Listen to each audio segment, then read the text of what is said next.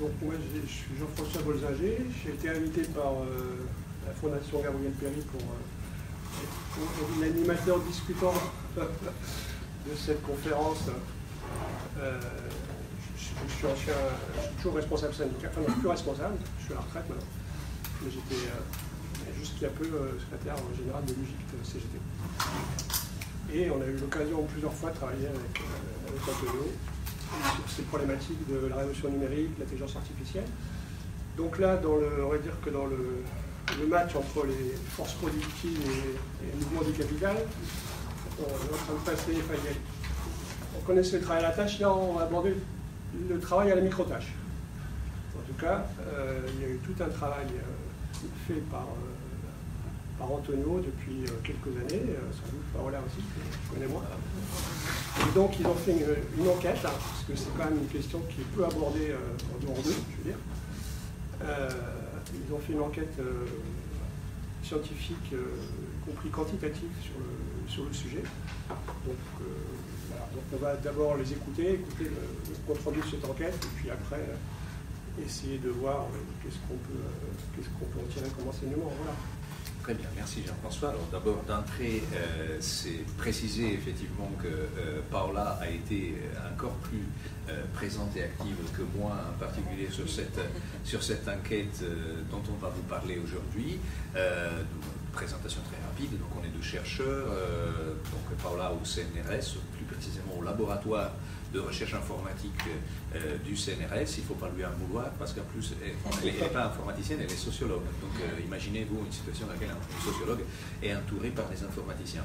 Et moi je suis un peu dans la même situation parce que je suis sociologue et en même temps j'officie dans une grande école d'ingénieurs qui s'appelle Télécom Paris. Il vient de changer encore de nom, change de nom tous les quelques années.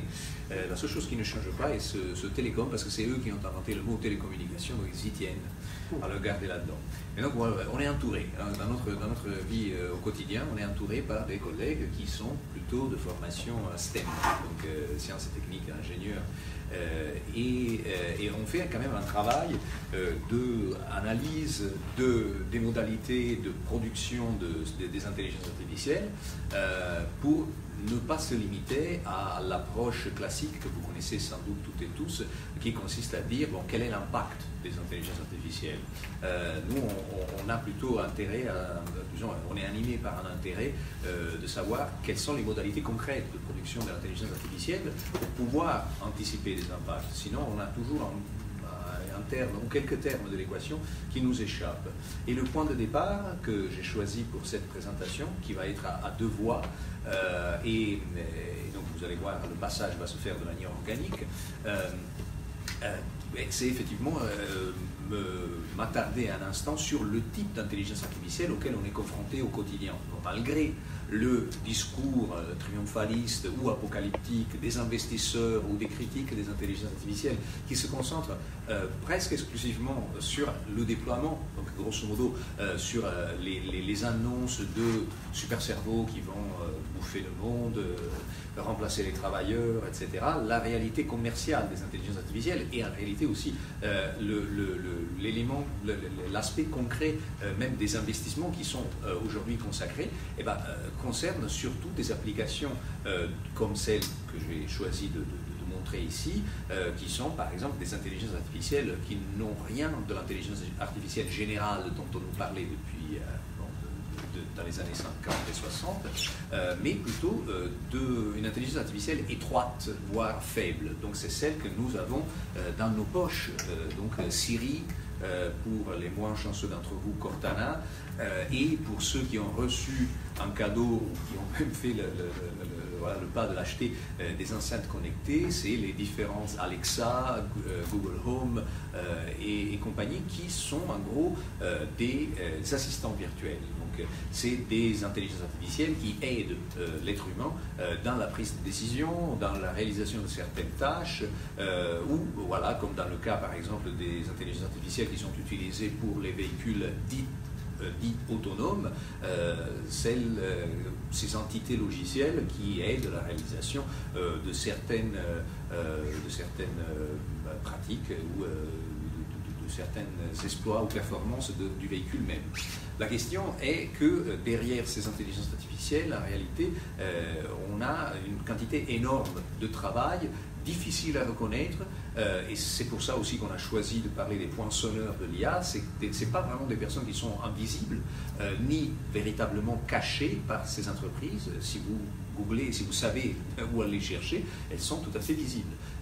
Bien sûr, il y a des cas de secret industriel ou de confidentialité de certaines des données traitées, mais en ligne de principe, vous savez qu'il y a des plateformes sur lesquelles vous pouvez en réalité recruter des personnes qui font le travail de préparation, calibrage, finalement de production de l'énorme masse de données nécessaires pour faire marcher ces dispositifs que je viens de lister là. Et donc là, j'en ai choisi deux parmi d'autres. Amazon Mechanical Turk est certainement la plus connue. Je vais dans un instant vous expliquer de quoi il s'agit et pourquoi elle s'appelle Amazon Mechanical Turk. C'est évidemment propriété d'Amazon. Et l'autre que j'ai choisi de montrer ici s'appelle QHRS, qui en anglais veut dire le système universel de référencement humain. Rien de sexy, mais et en plus c'est la plateforme de Microsoft, donc encore moins sexy peut-être. Amazon Mechanical Turk est une plateforme sur laquelle, comme vous le voyez, on publie des annonces pour de la réalisation de tâches. Donc, de tâches, c'est du type, êtes-vous prêt, par exemple, à vous faire recruter pendant quelques minutes pour regarder une vidéo et très vite dire si cette vidéo est en allemand ou en français? Et vous êtes payé quelques centimes. Donc c'est du travail effectivement à la pièce et à la tâche en particulier. Et la raison pour laquelle il s'appelle Amazon Mechanical Turk, pour ceux qui n'ont jamais entendu parler de ce dispositif, de cette plateforme, est qu'il n'y a rien à voir avec la Turquie, mais avec un automate qui était extrêmement célèbre tout au long du XVIIIe et XIXe siècle. C'était un turc joueur d'échecs, ou plutôt un robot qui était censé être la première intelligence artificielle parce que capable de simuler les processus cognitifs d'un joueur d'échecs pour challenger et battre donc des joueurs d'exception de l'époque. On dit même que Napoléon tenta de battre le turc mécanique et échoua. Mais c'était déjà à l'époque quelque chose de problématique parce que cet automate en réalité était un canular. À l'intérieur du turc mécanique se cachait un être humain. Et c'est déjà intéressant de voir, je ne vais pas vous faire un traité d'histoire, même si c'est une histoire merveilleuse, et à chaque fois que je gratte un peu ces histoires-là, on découvre des aspects inattendus. Donc par exemple, l'aspect inattendu est les hypothèses qui, au fil des siècles, sont succédées pour dire qui était la personne qui se cachait à l'intérieur du turc mécanique. Donc c'était par exemple un soldat russe, selon une version, qui aurait perdu ses jambes lors d'une bataille et qui donc pouvait rentrer dans le dispositif. Dans notre cas, on parlait d'un enfant très maigre. Ou alors encore, on parlait d'un bossu, d'une personne bossue. Ou encore, Edgar Allan Poe,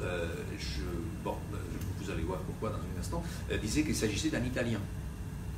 Edgar Allan Poe écrivait dans les années 30, les Italiens, pour les Américains de l'époque, n'étaient pas considérés ni comme des Européens à proprement parler, ni comme des Blancs.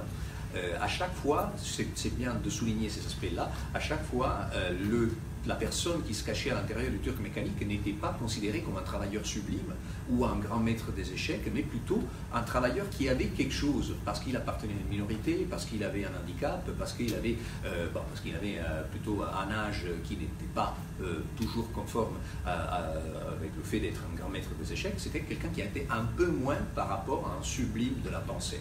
Et donc l'idée de base de Amazon Mechanical Turk est un peu la même. On ne va pas recruter des ingénieurs, on ne va pas recruter des experts de traitement des données, on va recruter des personnes qui n'ont aucune compétence et que dans la plupart des cas, vous allez voir, sont choisis parce que justement ils n'ont pas de qualification. Donc un exemple, si vous êtes une entreprise et vous voulez, que sais-je, traiter automatiquement tous les tickets de caisse que vous avez cumulés au fil des années, vous prenez les versions scannerisées et vous les téléversez sur Amazon Mechanical Turk, dans laquelle sur Amazon Mechanical Turk, vous n'allez pas trouver une personne, mais 500 000 personnes qui sont prêtes, chacune, à analyser, à retranscrire, par exemple, un ticket de caisse et de dire, par exemple, si la personne qui a produit ce ticket de caisse a acheté, que sais-je, des skis ou des bananes. Et donc, ensuite, vous pourrez faire, que sais-je, un moteur de recherche qui, automatiquement, va trouver dans toute l'énorme masse de tickets de caisse que vous avez scannérisés, l'occurrence banane ou l'occurrence ski. Et ça, c'est la base d'un algorithme qui est, à son tour, la base d'une intelligence artificielle. Comme je vous le disais, les personnes qui se font recruter sur Amazon Mechanical Turk sont payées très très faiblement. On a des cas de personnes qui sont payées en centimes ou 2 centimes de dollars, parfois même 0 centimes. Je peux revenir, si vous voulez, sur pourquoi ils acceptent de travailler pour 0 centimes. Et surtout, ils sont dans une situation de précarité qui est aussi, bon, évidemment il n'y a pas de contrat de travail, ils sont considérés comme des participants, ils ont un contrat avec Amazon qui relève seulement des conditions générales d'usage de la plateforme et ils ont cette capture d'écran qui est un peu une sorte de micro-fiche de paye qui détaille par exemple toutes les tâches réalisées. Or, Amazon Mechanical Turk est un exemple parmi d'autres, certainement le plus connu, le plus étudié, parce qu'il y a énormément de littérature. Depuis 15 ans, il a été lancé en 2006 publiquement. Mais depuis, on a assisté à une prolifération de plateformes de ce type, des plateformes de micro-travail. Certaines plateformes, au fait, sont vraiment des pure players, des nouvelles startups. Certaines plateformes en fait sont des vieilles plateformes qui faisaient du télétravail ou du téléservice dans les années 90 et qui se sont recyclées. Et donc le problème, ou plutôt l'enjeu auquel on s'est confronté tout de suite, et disons la littérature jusque-là était assez claire, était que si quelqu'un est prêt à travailler pour une rémunération si faible, c'est souvent parce que c'est des personnes issues ou ressortissant de pays à faible revenu.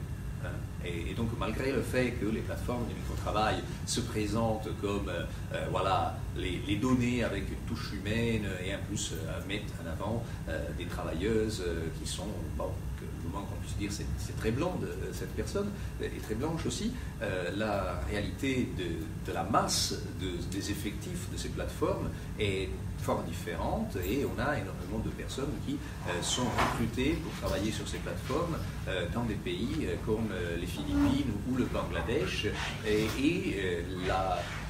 disons les données à notre disposition avant le début de notre travail pointaient plutôt vers une division internationale du travail qui, pour vous donner une légende de cette image qui est sinon illisible, une image produite par le géographe Mark Graham de l'université de Oxford, les pays comme les États-Unis, l'Australie et en haut le Royaume-Uni, il y a aussi le Canada et la France, sont des pays qui achètent des micro-tâches, alors que les pays qui produisent des micro-tâches, donc où se trouvent les micro-travailleurs, sont des pays comme les Philippines, l'Inde, le Pakistan, mais aussi la Chine.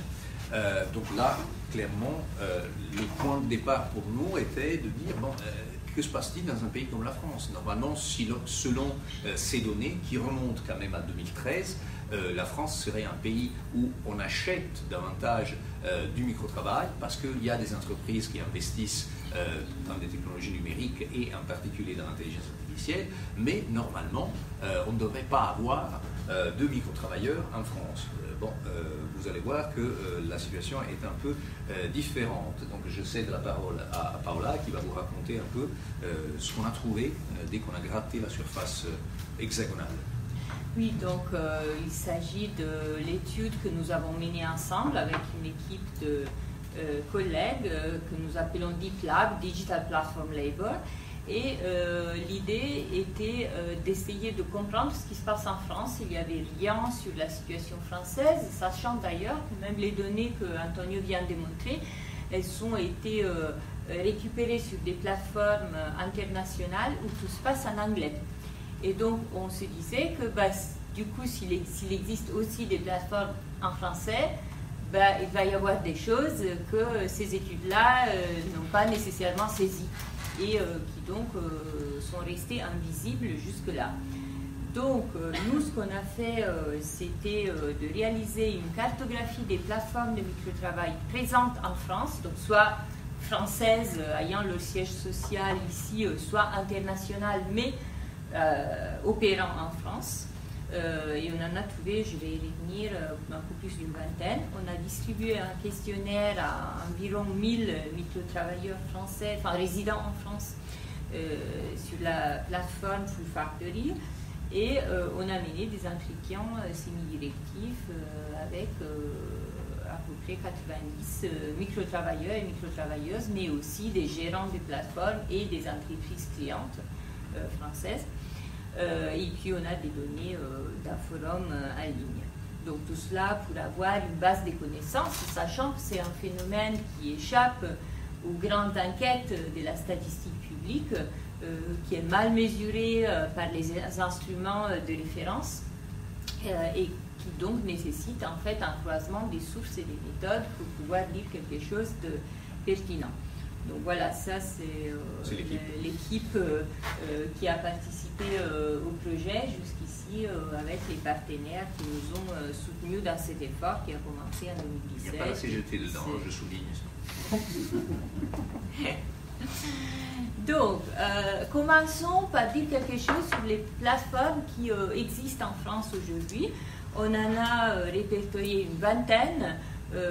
Donc, c'est pas que Antonio parlait de Amazon Mechanical Turk, que vous voyez dans l'angle là-haut, qui est la plus connue, la plus ancienne internationalement, mais qui est loin d'être la seule et qui en plus en fait n'est pas très utilisée en France. Pourquoi? Parce qu'à partir de 2013 ils ont leur organisation a restreint l'accès à toutes les personnes qui ne résident pas aux États-Unis ou en Inde. Donc du coup en fait les Français il y en a très peu dessus. C'est plus intéressant de se pencher sur d'autres plateformes internationales. Je vais les montrer. Il y a Microworkers, qui est une plateforme qui fonctionne à peu près comme Mechanical Turk, américaine, mais très variée. Clickworker, même chose, elle est basée en Allemagne, mais très internationale. Et puis on a une plateforme française qui est Full Factory, qui a une entreprise sœur créée en 2018 qui s'appelle WIRC et qui en fait se spécialise dans la production des services pour l'intelligence artificielle et qui utilise Full Factory pour les réaliser selon un modèle qui est adopté par d'autres plateformes internationales comme MikeAI, dont la plateforme de microtravail s'appelle SparePie. On a aussi une autre plateforme spécialisée en intelligence artificielle qui est Figure8, qui travaille en collaboration avec ClickSense, qui est un gros portail par lequel vous avez accès, vous redirige vers différents types de plateformes. Il y a ces trois-là, ces trois géants, Lionbridge américaine, Appen australienne, Tractera chinoise, mais présents partout dans le monde. Ils offrent des services numériques très généraux. Appen avait commencé par la traduction et maintenant ils se spécialisent tous en intelligence artificielle et donc le travail pour cela. On a un cas un peu hybride qui est Sankuro, qui est quelque chose à mi-chemin entre les micro-tâches et des tâches un peu plus accomplies. Comme le nom le dit, en fait, chaque tâche est payée 5 €. Donc c'est un peu plus que dire si une vidéo de 5 secondes est en français ou en allemand, mais ce n'est pas non plus de gros projets parce que justement, ça vaut 5 €. Et puis on a une plateforme de micro-travail française qui s'appelle Isaït, qui a la spécificité de faire ce qu'on appelle dans la littérature le impact sourcing, c'est-à-dire que en fait, elle recrute ses travailleurs et travailleuses surtout dans des pays d'Afrique, avec l'idée francophone principalement, avec l'idée que des revenus qui seraient très faibles chez nous sont quand même plus intéressants dans des pays où le coût de la vie est plus faible et où c'est peut-être plus difficile de trouver des sources de revenus, et donc pour avoir un impact, leur idée d'avoir un impact social positif sur la base d'une activité de microtravail qui par ailleurs va servir aux besoins d'entreprises françaises qui sont gourmandes en données, notamment en intelligence artificielle. Et puis donc tout ce que vous voyez dans le bas de la diapo, En fait, c'est principalement des applications mobiles. Donc, c'est du micro-travail dans le sens de choses qui se font sur son téléphone portable et qui parfois exigent de la présence physique en un lieu. La tâche, il s'agit par exemple de prendre des photos, en photo des produits dans des magasins et des choses de ce genre. Je passe les 3 prochaines, c'est moi, et après je te repasse Ah bah, la main. vas-y. Alors, c'est pour vous donner quelques éléments un peu concrets, parce que sinon on a listé un certain nombre de plateformes, ça peut paraître un peu abstrait. Grosso modo, si vous êtes un micro-travailleur en France, qu'est-ce que vous faites? Quelles sont les tâches qui vous sont confiées? Alors tout d'abord, Paula l'a déjà dit, il y a des superpositions entre le travail un peu à la Uber, hein, grosso modo, donc le travail qu'il faut faire dans un lieu public, quelque part en ville. Et donc c'est le cas des plateformes qui font partie du bas de la diapo précédente, donc les plateformes mobiles dans lesquelles il faut aller quelque part. Donc qu'est-ce qui se passe? Moi, tout simplement, à un certain moment, je reçois une micro-tâche qui dit rends-toi au Carrefour à telle adresse et prends en photo, que sais-je, les tomates. Ou un certain type de thé. Et donc, après, vous allez voir pourquoi. Voilà. C'est du travail ubérisé dans la mesure où vous voyez des personnes qui se déplacent. Sinon, le reste du temps, c'est du travail qu'on peut réaliser chez soi. Donc, c'est vraiment un travail qui, vous allez voir, superpose aussi au domestique, mais qui, surtout, parfois, peut même rassembler à du freelancing à l'ancienne, je veux dire. Quand vous êtes traducteur ou quand vous êtes graphiste, vous travaillez depuis votre studio ou chez vous et en même temps vous réalisez une tâche complexe et vous êtes normalement bien payé. Alors que vous avez des traducteurs sur les plateformes à la Amazon Mechanical Turk qui ne traduisent pas par exemple un livre, mais traduisent une phrase, voire 3 mots et sont payés quelques centimes. Donc vous voyez, c'est quelque chose qui rassemble au freelancing dans l'ancienne, mais qui est la version fragmentée, émiettée de ça. Tout comme par exemple le travail de transcripteur. Historiquement, le travail de transcripteur était réalisé par des personnes qui étaient des freelances indépendants qui travaillaient depuis chez eux. Alors par contre, là, sur ces plateformes, vous avez des personnes qui font de la retranscription, encore une fois, de 3 mots. Et donc ils sont payés encore quelques centimes. Et entre ces deux formes de travail que vous connaissez, parce que vous avez déjà entendu parler de freelance et vous avez déjà entendu parler de personnes qui sont ubérisées, et bien là on a vraiment un continent nouveau de tâches qui sont bizarres, qui sont surprenantes, qui sont parfois extrêmement qui interrogent. Voilà. Par exemple, il y a énormément d'étiquetage d'images. Donc on vous montre des photos avec des animaux et vous devez dire s'il s'agit d'un chien ou d'un chat. Il y a aussi énormément de détourage d'images. On vous montre une scène complexe et vous devez par exemple tracer le contour d'un véhicule, un arbre, et ainsi de suite. On a aussi beaucoup de saisie de données. Bon, là il n'y a rien de sexy. Il y a du test de logiciel, donc vous devez débugger un logiciel ou une application, vous la téléchargez, vous devez l'essayer. Il y a de la réponse à des questionnaires, il y en a beaucoup. Il y a parfois même des formes de questionnaires qui en fait cachent des tâches d'autres types. C'est pour produire des données. Et il y a aussi, et ça c'est quelque chose de vraiment nouveau en 2019, énormément d'enregistrement vocal. Donc il y a énormément de personnes qui doivent produire des échantillons de voix humaines. Pourquoi? Et bien justement pour calibrer les enceintes connectées ou les assistants vocaux dont je vous ai parlé. Alors tout ça, c'est, je répète, relativement nouveau. Ce n'est pas une spécificité française. Peut-être c'est spécial en France que ce micro-travail se situe entre le freelancing et le travail ubérisé. Alors que dans d'autres pays, on a aussi des formes d'autres types. Par exemple, je pense à des pays comme la Thaïlande, ou les Philippines, ou la Malaisie, ou même la Chine, dans lesquels vous aurez aussi, par exemple, énormément de personnes qui font des tâches du type cliquer pour faire des faux clics, de la fausse viralité. Voilà. On n'a pas ça en France. Enfin, on a rencontré un peu des personnes qui devaient faire du visionnage de vidéos, mais ce n'était pas un truc énorme. Par contre, au contraire, on avait pas mal de personnes qui faisaient de la modération de contenu. Donc c'est l'envers de faire de la fausse viralité. Vous devez par contre filtrer, par exemple, des images ou des propos sur Internet. Voilà. Et ça aussi relève du micro-travail. Ce qu'on a découvert est que la structure classique à la Amazon Mechanical Turk, ce qu'on appellerait en économie un marché BIFA, ce n'est pas la seule. En France, ce n'est pas le seul type de modèle d'affaires qu'on rencontre pour ces plateformes. si vous êtes sur une plateforme à l'ancienne, à la Amazon Mechanical Turk, on l'appelle un marché biface parce que vous avez deux volets. Donc vous avez des travailleurs et vous avez des clients, des entreprises clientes qui achètent le micro-travail des travailleurs et la plateforme entre les deux est l'intermédiaire. Donc la plateforme agit comme ce qu'on appelle un marché biface.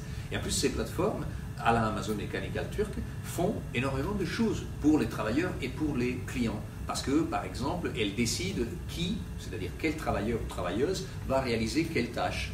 Donc elles font un travail de appariement, de matching. Mais ils font aussi un travail de contractualisation. Donc ils décident, par exemple, quel est le contrat qui vous lie à la plateforme et au client. Et aussi, elles font un travail d'exécution, c'est-à-dire elles vous permettent de réaliser la tâche même. Par contre, on a aussi découvert qu'en France, aujourd'hui, 2019, 2018, en fait c'était entre 2017 et 2018, on a un autre type de plateforme qui devient beaucoup plus complexe à tracer, surtout si vous êtes, par exemple, que sais-je, un décideur public ou un représentant syndical qui cherche à découvrir qui est l'employeur principal dans cette histoire. Okay? Parce que là, déjà, c'est assez complexe. Découvrir si l'employeur principal est la plateforme même ou le client, c'est touchy. Mais avec cette autre version qui est beaucoup plus complexe et qu'on appelle du micro-travail profond ou du deep labor, donc voilà, du travail profond, on a une situation qui est vraiment, vraiment en plusieurs couches. Donc, si vous êtes un travailleur, vous avez le moment où vous rencontrez tout simplement une plateforme par exemple, petites annonces. C'est comme Indeed.fr ou Monster.com. Vous vous pointez et vous dites, voilà, il y a un travail pour moi. Ils me disent, je travaille depuis chez moi, je vais gagner jusqu'à 300 € par mois ou plus, et je vais réaliser des tâches non bien précisées. Donc ça, c'est seulement la plateforme sur laquelle vous rentrez si vous êtes intéressé au travail. Mais après, vous devez passer dans une autre plateforme dans laquelle normalement vous êtes contractualisé. Et là, vous commencez à rencontrer votre client. Hein. Mais ce n'est pas sur cette plateforme que vous allez réaliser les micro-tâches. Vous devez aller sur une troisième plateforme sur laquelle, effectivement, vous réalisez la tâche. Vous cliquez, vous annotez, vous regardez les vidéos et ainsi de suite.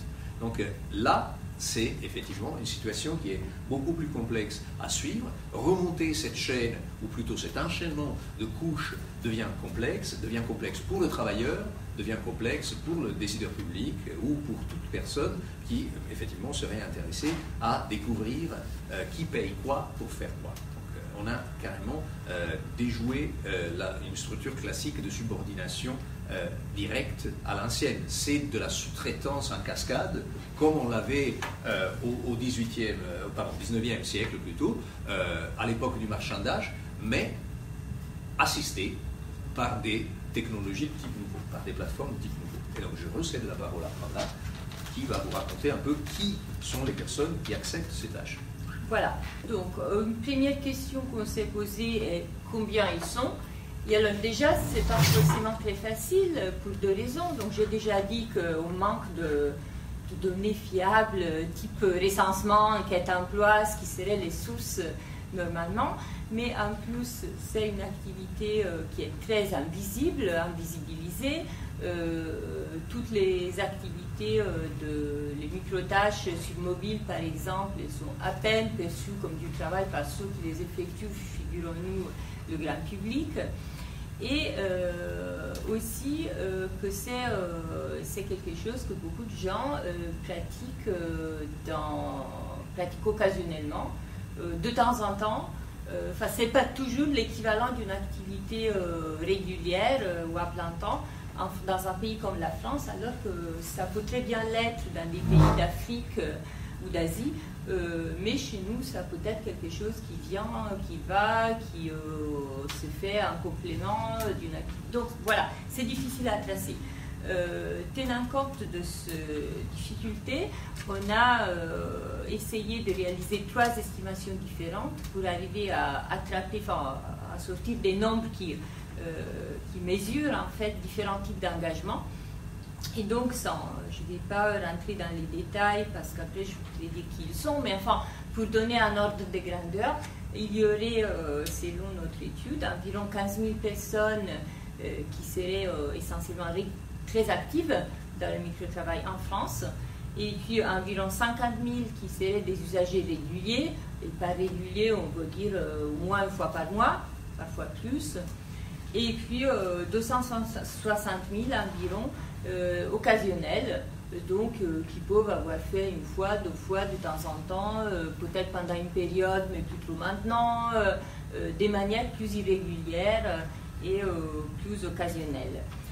Donc, comme je le disais, c'est des ordres de grandeur, on n'est pas à l'unité près, et on a essayé surtout de distinguer entre ces différents niveaux d'activité qui sont en fait assez... Enfin, il s'agissait de regrouper des niveaux d'activité qui peuvent être très variables pour chaque personne. Et donc surtout, il ne faut pas les additionner. Et voilà. Il ne faut pas dire que c'est plus 300 000, non. Voilà, exactement. D'ailleurs, bon, voilà, sans rentrer dans les détails techniques, ce sont quand même 3 méthodologies différentes que nous avons dû adopter pour réaliser ces calculs. Mais surtout, ce qui est intéressant, c'est le troisième chiffre, le plus grand, les 260 000, qui peuvent ne pas nécessairement faire un gros chiffre en termes du volume produit, parce que justement, c'est des occasionnels. Donc, ce n'est pas l'équivalent de 260 000 employés à temps plein, mais ce sont des gens qui sont là, qui sont sur les plateformes, qui ont un peu d'expérience là-dedans, et qu'il est assez systématiquement important pour les plateformes de garder là comme une sorte de surplus d'offres excédentaires de travail qui peut être mobilisé en fonction de la demande. Sachant que jusqu'ici, le constat chez toutes les plateformes et dans toutes les études qu'on a vues est que la demande de la part des entreprises, elle est très variable, elle n'est pas stable du tout, il y a des pics et puis ça tombe, ça monte. Et donc il est très important pour les plateformes d'avoir un réservoir à mobiliser au cas où, même si tout le monde n'est pas actif tout le temps. Et c'est ça que ces chiffres nous indiquent, en fait, c'est une disponibilité à mobiliser une population pour ce type d'activité de travail. Après, où ils sont selon ce qu'on a vu, donc là je présente les résultats de notre questionnaire, environ 1000 personnes interrogées. Ils sont un peu partout en France. Donc là, vous voyez des zones plus foncées, donc où il y a plus de monde à répondre à notre questionnaire, et des zones plus claires où il y en a eu moins. Mais après, si vous comparez par rapport aux statistiques de répartition de la population française, en fait, ça suit de très près. Il y a plus de micro-travailleurs là où il y a plus de monde. Donc c'est assez mécanique en fait. On n'a pas représenté l'outre-mer, mais l'outre-mer est représenté aussi. Il y a des gens qui font des tâches depuis là-bas également. Et par contre, si je peux ajouter un élément, donc visiblement, vous dites que c'est un non-résultat. Bon, il y a plus de micro-travailleurs là où il y a plus de personnes, mais en réalité, non, c'est un résultat si on considère que la plupart de ces plateformes se présentent comme une modalité d'accès au marché du travail pour des personnes qui, par exemple, sont dans des zones périphériques ou rurales, un peu partout dans le monde. Ils véhiculent ce type de discours commercial. Là, visiblement, ce n'est pas le cas. Ce n'est pas vraiment une opportunité pour intégrer le marché du travail pour des personnes qui n'auraient pas accès à des emplois, par exemple. Vous pouvez pas superposer avec la carte du chômage? Pardon, oui, alors on a regardé là, mais il n'y a pas de corrélation très forte entre le taux de chômage et on avait regardé ça. On y avait pensé, mais non pas tant que ça. Donc, l'autre question qu'on pourrait se poser est est-ce que c'est que des très jeunes et des étudiants? Parce que ça pourrait paraître quelque chose qui prend la place d'un emploi étudiant. Pas tant que ça. En fait, dans notre enquête, donc là vous voyez dans la colonne centrale, c'est un pourcentage, combien de gens qui ont répondu à notre questionnaire sont dans la tranche d'âge indiquée sur la ligne, et dans la dernière colonne, vous avez l'équivalent sur la population française d'âge comparable, donc 18-74. Et bien vous voyez qu'en fait, on a une surreprésentation des âges entre 25 et 44 ans, c'est-à-dire que on a beaucoup plus de gens de cet âge-là dans notre enquête que leur proportion dans la population générale. Donc en fait, c'est quelque chose, le micro-travail est quelque chose qui intéresse des gens en âge actif, qui ont terminé des études même longues, éventuellement, et qui, donc, a priori, pourraient travailler ou travaillent à côté et qui font cela en plus. Les étudiants, enfin les gens en âge d'être étudiants ou les étudiants eux-mêmes ne sont pas spécialement surreprésentés. Ça, c'est quelque chose qui est un peu nouveau par rapport aussi à d'autres études qui avaient été faites hors de France, où souvent les jeunes, en fait, étaient surreprésentés par rapport aux plus âgés. Aussi, un autre résultat qu'on a eu et qui est assez différent par rapport à ce que d'autres avaient pu voir dans d'autres pays, c'est qu'il y a chez nous une majorité des femmes, une majorité pas énorme, c'est 56%, mais c'est quand même assez, on l'a trouvé assez frappant. Pourquoi? Parce que dans d'autres études, ils avaient trouvé l'inverse. Donc ça, c'est une étude, celle-là c'est une étude qui avait été faite sur Amazon Mechanical Turk, tout pays confondu, qui avait dit c'est à peu près la parité, mais en fait si on prend, nous on a pris leur sous-échantillon français, et c'est 74% d'hommes. Donc en fait les Turkers français c'est essentiellement des hommes. Ça c'est une autre étude européenne, faite sur différentes plateformes internationales, mais des travailleurs européens, qui trouvaient 60% d'hommes. Et en fait nous on a en fait une légère majorité des femmes. Comment on interprète ça? C'est que en fait il n'y a pas que des hommes qui microtravaillent, c'est aussi une activité féminine. Et donc du coup, si on peut prendre par exemple des exemples de nos entretiens, on en a rencontré plusieurs. Donc je raconte un cas. Donc il y a une personne qui s'appelle Claire, qui a 40 ans, qui a une licence d'art plastique, qui a travaillé comme enseignante d'art plastique en région parisienne. Et puis à un moment, elle a déménagé dans le sud de la France avec son conjoint suite à une mutation, une mutation que lui, il avait eue, mais elle ne trouve pas un emploi. Donc pendant un certain temps, elle se met à la maison à s'occuper des enfants et ils vivent du salaire de son conjoint. Et elle, d'ailleurs, elle effectue 25 heures de tâches domestiques par semaine, ce qui est quand même beaucoup. Et puis, elle découvre Full Factory, elle s'inscrit, et elle s'inscrit aussi sur des sites de sondage rémunérés, des cashbacks, elle utilise des apps mobiles, et commence depuis à micro-travailler tous les jours, régulièrement. Pas très longtemps, parce qu'elle fait ça dans les pauses de ses activités avec les enfants domestiques et tout cela, mais en fait, le fait au niveau, fait du micro-travail chaque jour, et gagne ce qu'elle appelle de l'argent des poches pour s'acheter quelque chose de plus, en fait, pour se rendre un peu plus indépendante par rapport à ce qu'apporte le revenu de son conjoint. Aussi, donc, si on regarde dans notre questionnaire dans l'ensemble, on a vu que les femmes qui micro-travaillent sont plus nombreuses que les hommes à avoir des enfants. Elles effectuent, donc à l'instar de cette Claire dont je vous ai parlé, elles effectuent plus de tâches domestiques que les hommes. Donc on a calculé une différence entre 6 et 12 heures par semaine de plus, ce qui est quand même beaucoup, selon qu'elle est en travail à l'extérieur ou pas. Et elles ont quand même souvent un emploi principal. Donc l'exemple que j'ai donné, c'était quelqu'un qui ne travaillait pas, mais 60%, un peu plus de 60% des femmes qu'on a interrogées ont un emploi, ce qui est à peu près le même pourcentage que les hommes, mais elles ont plus souvent un temps partiel. 32% contre 11%, ce qui reflète des tendances assez générales dans la population. Et on a formulé l'hypothèse d'une triple journée. Donc on connaissait déjà la double journée des femmes qui font des tâches domestiques à côté d'un emploi principal. Et bien si on y rajoute du micro-travail dans les pauses, ça va faire une triple journée. Surtout si ça devient une activité régulière qu'on fait tous les jours ou au moins toutes les semaines. Dans les pauses ou avant ou après. Ou avant ou après. Ou de commencer ou à la fin de la journée.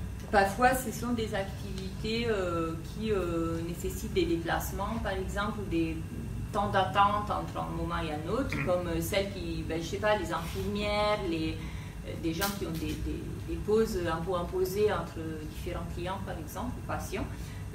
qui utilisent leur temps de cette manière-là. Et puis, donc, il y a un élément qui nous a interrogé, qui est quelle est leur situation économique, financière. J'ai dit, même si je n'ai pas montré des stats, qu'il y en a environ 60% qui ont un emploi quand même, mais quand on leur a demandé pourquoi vous micro-travaillez, en proposant différents choix, donc on leur avait demandé d'indiquer 3 raisons, en les classant par ordre d'importance et en les choisissant dans une liste. Et dans la liste, on avait mis un peu tout, y compris les trucs un peu sympas que mettent en avant parfois les plateformes. C'est comme faire des jeux, c'est comme faire des petites choses amusantes, et en même temps on monétise son temps libre, donc c'est bien. En fait, je ne sais pas si vous arrivez à lire, mais donc le truc qui vient en tête, c'est une réponse qui est « j'ai besoin d'argent ». Donc pour 44% des gens, c'est la première raison. Et en fait, si on compte tous ceux qui l'ont indiqué comme première, deuxième ou troisième raison, ça fait presque 90% des gens. Et puis, la deuxième raison, c'est « je peux choisir mes horaires ». Ce qui est vrai, et c'est aussi un argument que mettent en avant les plateformes, bah, vous faites les micro-tâches quand vous voulez. C'est quelque chose qui est principalement, en fait, là on ne l'a pas détaillé, mais en fait c'est principalement les femmes qui ont choisi cette option, en première ou en seconde, surtout en deuxième.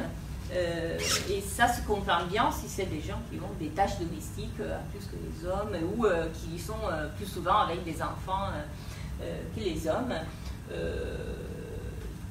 Des choses comme, c'est aussi quelque chose qui est très choisi par les femmes, c'est l'option « je préfère travailler depuis chez moi », justement pour la même raison, alors qu'on a que des cas qui pourraient être d'invalidité dans la réponse « je ne peux travailler que depuis chez moi » sont beaucoup plus rares, ça existe, on en a vu un entretien, mais c'est plus rare. Donc, ce qui ressort, c'est globalement un besoin d'un complément de revenu qui n'est peut-être pas forcément très élevé, mais qui se rajoute à ce que rapporte un emploi principal pourtant existant dans bien de cas. Et donc, pourquoi ce complément de revenu est important? Et du coup, on est allé regarder la situation socio-économique de ces personnes, et en particulier quel est le revenu familial, donc pas seulement leur propre revenu et pas seulement ce qu'ils gagnent du micro-travail, qui est parfois pas grand-chose, mais ce qui est le revenu de leur ménage. Donc ça peut venir d'eux-mêmes, de leur conjoint, d'un membre de leur famille.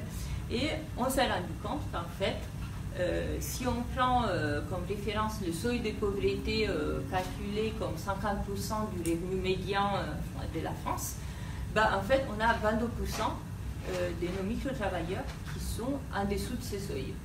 Et c'est clairement une surreprésentation des populations, des personnes moins aisées, des personnes qui sont en situation de pauvreté par rapport à la population française, sachant qu'avec ce même seuil, l'Observatoire des inégalités a calculé que 8% de la population française est dans une situation de pauvreté. Donc ces personnes-là sont surreprésentées parmi les micro-travailleurs. On peut prendre une autre définition, toujours qui vient de l'Observatoire des inégalités, qui est celle des catégories populaires. Et ils définissent comme catégorie populaire, c'est une définition assez simple, même un peu simpliste, mais enfin, c'est en fait les 30% des Français avec les revenus les plus faibles. Et donc, ils regardent quels sont les revenus les plus faibles et ils établissent un seuil. Et en fait, nous, on a 51% de nos enquêtés qui rentrent dans cette catégorie. Donc, clairement, des personnes aux revenus faibles sont surreprésentées parmi les micro-travailleurs, ce qui est tout à fait cohérent avec la raison qu'ils indiquent pourquoi ils micro-travaillent. C'est parce qu'ils estiment clairement ne pas gagner assez, ce qui est conforté parce que nous savons de leurs revenus. Je donne un exemple, c'est une femme qui s'appelle Thérèse, qui a 53 ans, qui est dans cette situation-là. Elle a exercé plusieurs petits boulots avant d'intégrer une formation en informatique, à un niveau école pas très élevé. Elle est en recherche d'emploi, mais en même temps, elle ne voudrait pas avoir un emploi à temps plein parce que ses expériences passées n'ont pas été très bonnes. Elle n'a pas aimé. Elle vit du RSA et d'une allocation logement. Et elle vit seule. Et en fait, elle s'est inscrite sur 3 plateformes. Elle est en fait quelqu'un d'assez qualifié parce qu'elle s'est inscrite sur 3 plateformes internationales. Donc Microworkers, Clickworker et ClickSense, en plus de Full Factory qui est française. Donc elle travaille quand même en anglais et en français. Et commence ses journées assez tard, à 14h, mais termine à 2h du matin. Et elle fait du micro-travail régulièrement pendant plusieurs heures par jour. Pour gagner un complément de revenu qui varie entre 130 et 170 euros par mois, de quoi elle s'achète ses cigarettes qui lui coûtent quand même 75 euros par mois et qu'elle n'arrive pas à couvrir avec ce qu'elle peut avoir par ailleurs. Donc voilà, pour donner un exemple d'une personne qui se trouve dans une situation proche de celle que nous venons de décrire dans des termes un peu abstraits avec ces données. Un élément, seulement pour terminer, après on va vers la conclusion de cette présentation, c'est qu'on a aussi demandé et estimé combien ces personnes gagnent tout revenu, toutes sources confondues de revenus, y compris aide, y compris s'ils ont un emploi principal. Mais nous avons aussi surtout enquêté sur le gain, plutôt les gains via les plateformes. Et même s'il y a une forte variabilité, c'est-à-dire vous tombez effectivement sur des personnes qui sont des spécialistes et qui arrivent à gagner, et ça c'est vraiment un objet de discussion, jusqu'à 2000 euros. C'est pas, mais c'est vraiment, c'est ce qu'on appelle en statistique des valeurs aberrantes. C'est pas le cas classique. En réalité, la moyenne est de 21 euros par mois. 21 euros par 21. Pour combien de temps? Alors, combien de temps, c'est-à-dire, c'est combien d'heures de travail? Et donc, justement, là, on s'expose à la question classique, c'est-à-dire, on a une forte variabilité aussi dans le type d'engagement.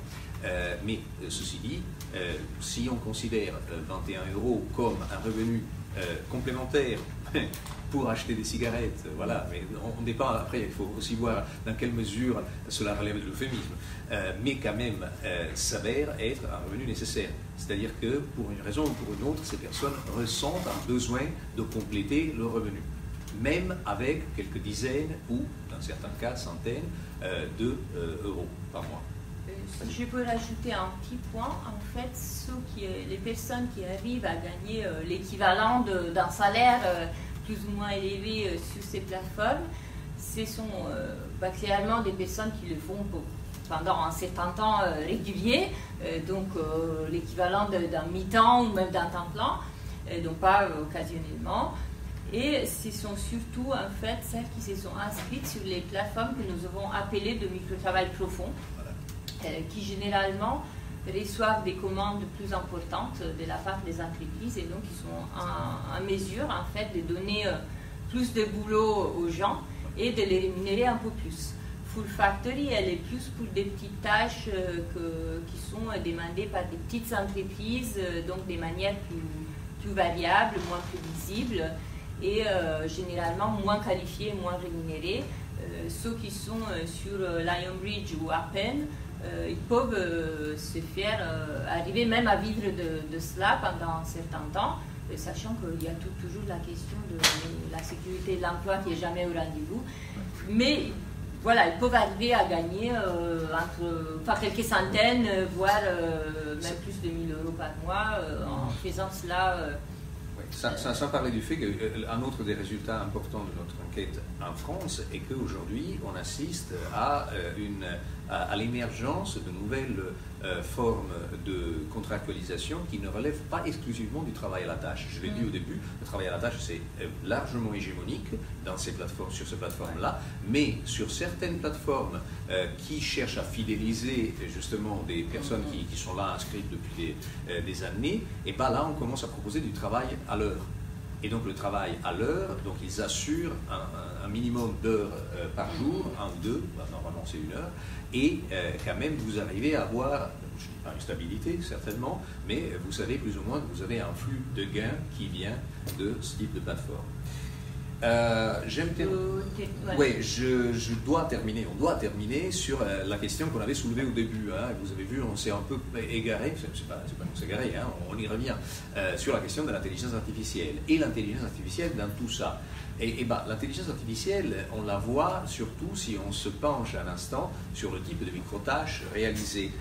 Nous avons aussi posé à nos enquêtés la question de savoir quelles sont les microtâches qu'ils réalisent. Et donc, en laissant de côté les microtâches qui relèvent du questionnaire, qui sont un peu spéciales et qui aujourd'hui ont un statut extrêmement ambigu, c'est-à-dire que parfois des entreprises déguisent un questionnaire des tâches d'autres types. Et en plus, il y a un certain nombre de personnes qui réalisent de plateformes qui assurent des questionnaires parce qu'ils ont hérité ça d'une activité ancienne qui existe depuis 10 ans.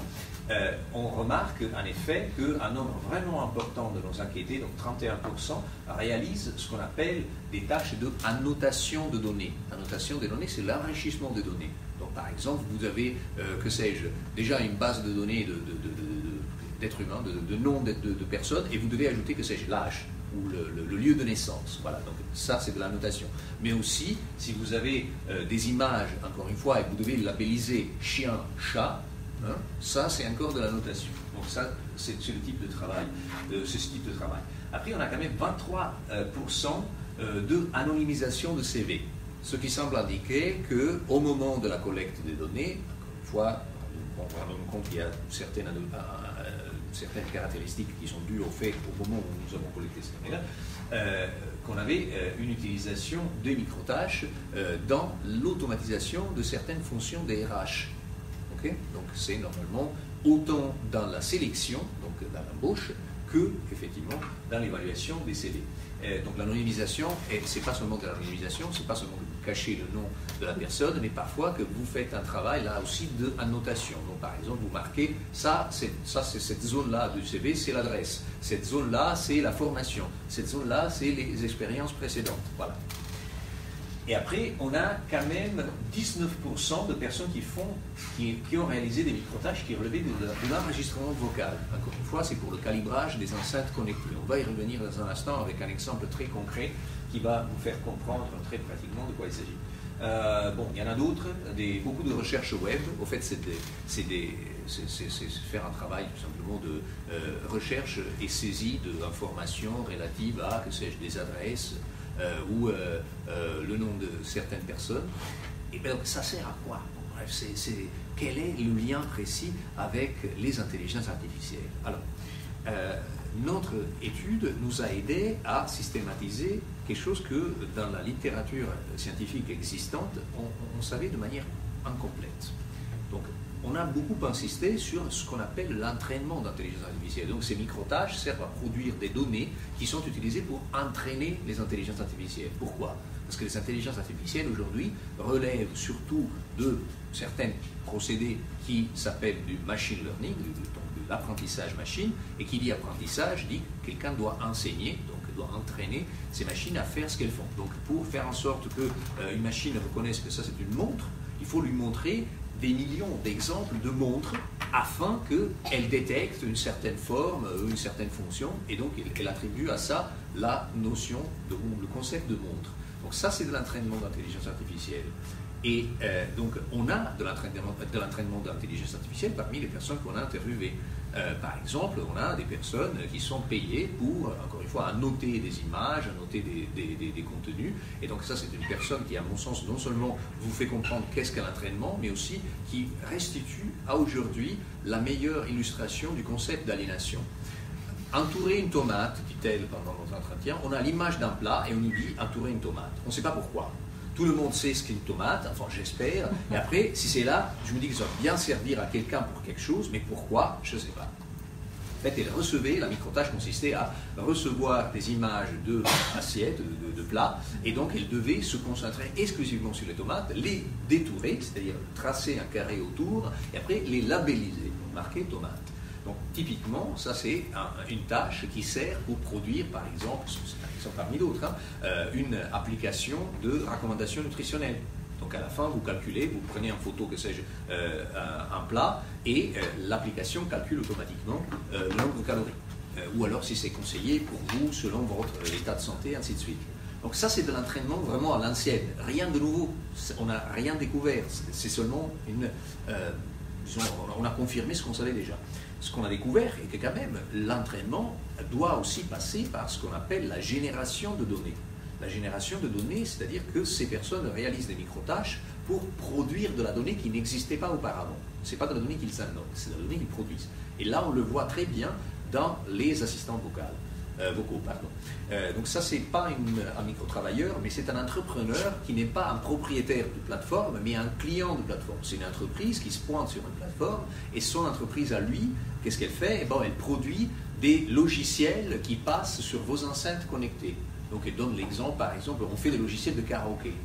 Pour faire un logiciel de karaoké sur votre assistant vocal, vous avez besoin de quel type de données?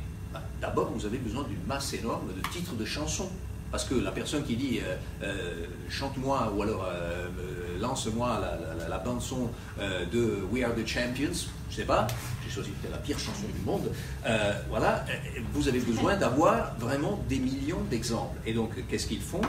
Ils proposent aux personnes qui travaillent avec leur entreprise d'aller recruter automatiquement 100, 200, 1000 personnes pour produire des exemples de ce type-là. Et donc voilà, il dit, si tu vas sur notre site, dit cet entrepreneur aujourd'hui, tu crées un assistant vocal, tu cliques sur ce bouton Data Generation, et comme c'est un service payant, tu payes 100, 250, 500 € qui vont être utilisés pour micro-rémunérer les travailleurs, et derrière ça, automatiquement, ça va faire tout un pipeline, c'est-à-dire que ça va recruter directement des Turcs mécaniques. Donc il va aller sur la plateforme Full Factory ou Amazon Mechanical Turk, etc. Donc c'est déjà inscrit dans la création même de ces intelligences artificielles. Alors, ça encore une fois, rien de nouveau, on n'a rien découvert. Ça, on le savait déjà. Ce qu'on ne savait pas est que, quand même, une partie importante de ces tâches sont utilisées non pas pour entraîner des intelligences artificielles qui ne sont pas encore formées, complètes, opérationnelles, mais pour vérifier des intelligences artificielles qui sont, elles, opérationnelles et qui sont quand même lancées sur le marché. Donc elles sont vraiment déjà vendues. Alors ça, c'est une personne qu'on a interviewée dont le métier consistait à écouter ce que vous dites à vos enceintes connectées, même si vous ne le savez pas. Donc qu'est-ce qu'elle faisait? Elle recevait des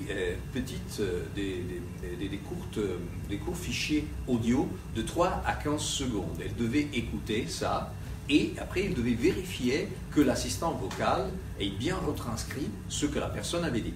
Okay? Donc, elle fait état, mais à mon sens, c'est problématique ce qu'elle dit, de 120, 170 transcriptions par heure, ce qui est impossible, parce que si vous avez 3 secondes par transcription, par fichier audio, c'est vraiment difficile. Peut-être qu'elle recevait 120, 170 tâches, et après, elle faisait ce qu'elle pouvait faire. Alors, j'imagine que personne d'entre vous a vu une tâche, une micro-tâche. Vous l'avez vu, non? Alors, je vais vous montrer une micro-tâche. Ça ressemble à ça. Ce n'est pas une capture écran, parce qu'on n'est pas autorisé à faire une capture écran. Par contre, on est autorisé à prendre des photos derrière le dos des gens. Et donc, par exemple, donc elle reçoit un petit fichier audio, elle écoute le fichier audio, et après, elle regarde ce que l'intelligence artificielle a compris. Alors là, en l'occurrence, l'intelligence artificielle a compris Ben Laden, le mot alors. Peut-être que là, il y a quelque chose de grave qui se prépare. Et donc, avant de prévenir la police, réécoutons avec nos oreilles, en l'occurrence c'était une personne francophone, donc une personne qui était de langue maternelle française, et qui, en réécoutant, dit, plutôt la personne a dit, donnez-moi alors. Donc pas de Ben Laden, pas besoin d'appeler la police, c'est bien, mais surtout, cette machine, c'est-à-dire cette intelligence artificielle, s'était trompée énormément. Et ça, c'est quelque chose de ce qui relève de l'importance de la vérification. Il y a d'autres exemples, je n'ai pas le temps de vous le montrer, mais je m'attarde sur le troisième et dernier domaine d'application du micro-travail pour l'intelligence artificielle, pour faire exister ce qu'on appelle aujourd'hui l'intelligence artificielle. Et ça, c'est ce qu'on appelle, sans trop de détours, de l'imitation d'intelligence artificielle. Parfois, on a interviewé, on a rencontré des personnes qui faisaient semblant d'être des intelligences artificielles. Okay. Ou alors qui nous racontaient comment, par exemple, leur entreprise vendait à des entreprises tierces des solutions d'intelligence artificielle qui étaient en réalité faites à la main par des microtravailleurs à Madagascar. Alors, ça, évidemment, c'est quelque chose vis-à-vis de laquelle, si on l'entend pour la première fois, on s'insurge. Parce que ça, on se dit, cela relève de l'arnaque. Alors, c'est clair que ce cas-là, oui, ce cas-là relève de l'arnaque. Mais en même temps, on a des tas d'autres exemples de plateformes qui, pardonnez-moi, je vais chercher à passer à la troisième slide, voilà, qui ont besoin de faire de l'imitation artificielle pour pouvoir espérer un jour de faire de la vraie intelligence artificielle. Alors, ça c'est un cas par exemple d'une plateforme qui existe, elle est en activité, la police n'a jamais débarqué chez eux. Hein. C'est une plateforme qui vend une solution de prise automatique de rendez-vous, donc pas intelligence artificielle. Le problème est qu'au début, ces personnes-là faisaient de la fausse intelligence artificielle. C'était les fondateurs même de la start-up qui faisaient semblant d'être l'intelligence artificielle X, et en réalité c'était eux qui regardaient toutes les données personnelles des personnes qui cherchaient à prendre un rendez-vous et qui décidaient qu'à telle heure ces personnes-là allaient se présenter. Et je vous rassure, encore aujourd'hui, depuis que cette plateforme a reçu 2 rounds de financement, donc elle est aujourd'hui une plateforme comment dire, stable, une entreprise stable, elle continue à faire de l'intelligence artificielle avec beaucoup de travail humain derrière. D'ailleurs, sur leur site, ils disent c'est une intelligence artificielle entièrement artificielle, mais assistée 24 heures sur 24, 7 jours sur 7 par des êtres humains. Ok ? Alors, quand on parle de ça, ça c'est un secret de polichinelle dans l'industrie, c'est-à-dire que même les entrepreneurs se le disent entre eux. Alors c'est toujours les autres qui font ça, mais là en l'occurrence c'était une personne qu'on a interviewée qui ne faisait pas de fausse intelligence artificielle, mais qui nous racontait du fait que voilà, on ne se rend pas compte, dit cet entrepreneur, que l'écrasante majorité des startups B2B, donc business to business, sont human-based, c'est-à-dire sont basées sur des êtres humains qui font de l'intelligence artificielle. Mais, dit-il, je les comprends parce que pour eux, c'est un pari sur l'avenir. C'est les data, eux, ils doivent la créer. Ils doivent créer la data des rendez-vous, donc il parlait de cette plateforme-là, pour ensuite faire du machine learning et avoir l'espoir un jour que le processus soit automatisé. Donc, encore une fois, je souligne tous ces éléments-là, d'avoir l'espoir de faire l'effort, ça c'est pas de l'intelligence artificielle qui s'est déjà réalisée, ça c'est toujours la promesse de l'intelligence artificielle qui tarde toujours à se réaliser. Et avant de passer à la toute dernière slide, je voudrais aussi souligner le fait que c'est pas c'est pas une situation qui va s'améliorer bientôt. C'est-à-dire qu'on ne va pas arriver à avoir de la pleine automation d'ici quelques jours ou quelques années même, parce que cette situation et surtout cette question de limitation de l'intelligence artificielle, on la connaît depuis le début des plateformes de microtravail. Ce que vous voyez là, voilà, c'est un pseudocode, c'est-à-dire un code faux, artificiel, pas appliqué, que Jeff Bezos, c'est-à-dire le patron de Amazon, a présenté en 2006 lors du lancement d'Amazon Mechanical Turk pour dire notre plateforme à nous, elle fait de la artificial intelligence, c'est-à-dire de l'intelligence artificielle, donc fausse. Et donc, pour donner un exemple, il dit, imaginez par exemple que vous devez vous imaginer une intelligence artificielle qui vous donne la suggestion sur la meilleure sortie ce soir à New York. Pour monter une intelligence artificielle de ce type-là, vous avez besoin d'énormément de données, mise à jour, et en plus un algorithme de tri, et en plus personnalisation algorithmique pour pouvoir choisir la bonne solution, la bonne sortie pour la bonne personne, parce que certains sont intéressés par le théâtre et d'autres s'en foutent complètement, veulent aller au resto. Et donc, qu'est-ce qu'on fait? Plutôt que effectivement faire le travail ingrat de créer de la vraie intelligence artificielle, en plus en s'exposant à l'échec, eh ben, on va faire plutôt de la fausse intelligence artificielle, donc un code qui automatiquement, vous écrivez tout simplement une petite ligne qui va lancer une micro-tâche sur Amazon Mechanical Turk, et la micro-tâche consiste à dire « Cher micro-travailleur, suggère-moi quelque chose de sympa à faire ce soir à New York. » Voilà. Et c'est fait en temps réel, et c'est ça l'autre secret, et ça c'est du micro-travail qu'on fait en temps réel. Et j'aurais 10 000 autres raisons, on a 10 000 autres raisons tirées de notre terrain, tirées de l'actualité internationale, tirées de découvertes récentes de d'autres collègues informaticiens. On ne va pas rentrer dans le détail, j'aime seulement terminer cette présentation et après effectivement s'ouvrir à la discussion avec ce schéma qui résume un peu ce qu'on a découvert au bout d'1 an et demi de travail sur l'écosystème français du microtravail. Le microtravail est nécessaire dans la création, de la production d'intelligence artificielle de bout en bout, c'est du début à la fin. Du début, c'est-à-dire quand vous avez besoin de générer les données, après vous avez besoin de préparer et annoter les données, et donc ça c'est ce que relève de l'entraînement. Après vous avez à la fin, quand vous avez des résultats, l'intelligence artificielle produit des résultats, là vous avez besoin de vérifier ces résultats, et après vous avez aussi, entre les deux, parfois une bonne dose de imitation d'intelligence artificielle, ce qui par ailleurs est assez cohérent avec certaines découvertes récentes. Par exemple, il y a un rapport d'un cabinet associé à la Berkeley Bank, donc c'est des investisseurs qui cherchent à éviter de se faire arnaquer, qui a révélé qu'en Europe, le 40% des startups qui déclarent faire de l'intelligence artificielle en réalité n'ont pas produit d'intelligence artificielle. Donc voilà, je termine avec ça. Non, je termine avec les conclusions. Bon, tu veux énoncer les conclusions? Oui, rapidement. Voilà. Hein, c'est donc, pour le résumer, c'est un marché des services suivants pour l'intelligence artificielle qui est bien établi et que nous, on n'a pas chiffré, mais que le chiffrage qui existe pour d'autres pays est en croissance. Ce qu'on a montré, nous, c'est qu'il y a une présence française de ce marché, à la fois au niveau des clients, donc des entreprises et des travailleurs et des plateformes. Et puis voilà, on a une force de travail nouvelle, un gros réservoir à l'activité pas toujours régulière et une population hétérogène dont certains segments sont dans les besoins, ce qui nous fait interroger sur en fait dans quelle mesure il faut prendre en compte cette situation. Quand on parle d'IA éthique, il ne faudrait pas, un ingrédient ne devrait pas être en fait de penser aux conditions de travail des personnes qui nourrissent l'IA en même temps qu'aux autres choses qui sont mises en avant dans les raisonnements sur l'éthique de l'IA, donc l'absence des biais et d'autres choses. Il y a cet élément-là qui est souvent un peu oublié et qu'on essaie de remettre en avant avec notre travail. Et donc là, on voulait aussi... et ça, c'est la couverture du rapport. Oui, voilà, vous pouvez le télécharger sur le site web du projet qui s'appelle deeplab.eu. Voilà, comme Europe. Et voilà, le rapport fait 73 pages. C'est super long. Mais bref, il y a plein de figures. Voilà. Merci.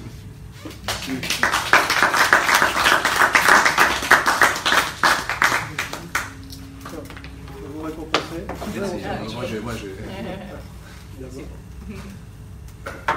C'est quand même impressionnant.